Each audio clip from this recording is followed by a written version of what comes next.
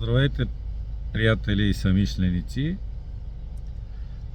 Правя това видео, тъй като и онзи ден и вчера имах странни заплашителни обаждания от хора, които са близки около кръга на Ромео Сотиров, директора на военна полиция, и до оцинея Анастасия Стойнева, младши сержантката, любовницата му от Радомир.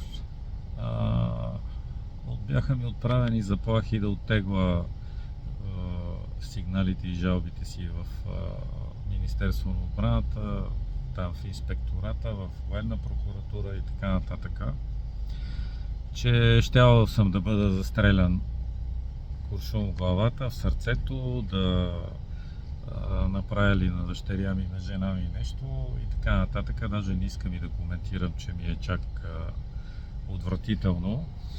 Но явно тая задруга, речеме така, радомирската задруга не спира. Значи не стига, че крадат пари, лъжат, мамат, занимават се с наркотрафик, проституция, злоупотреби с служебно положение, злоупотреби с обществени поръчки и така нататък. Но явно нервите са им толкова опънати вече, че отправят физическа разправа. Аз съм по-любопитен за друго. Тази същата младши сержантка Анастасия Стойнева от Радомир,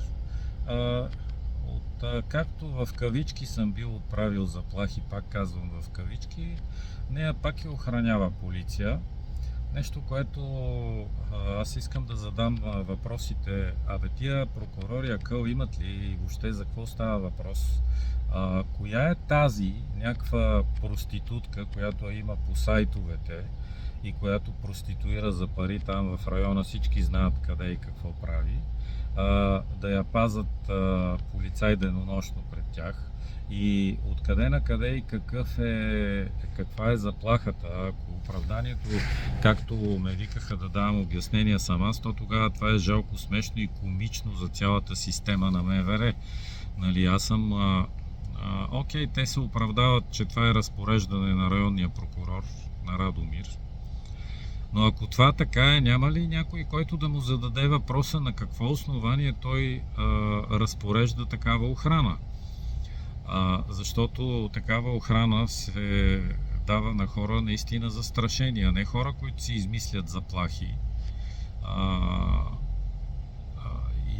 и така нататък.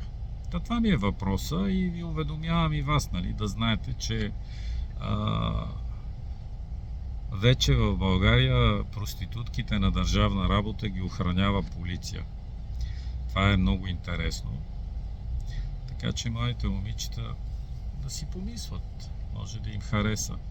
А от мен е приятен ден и успех на всички!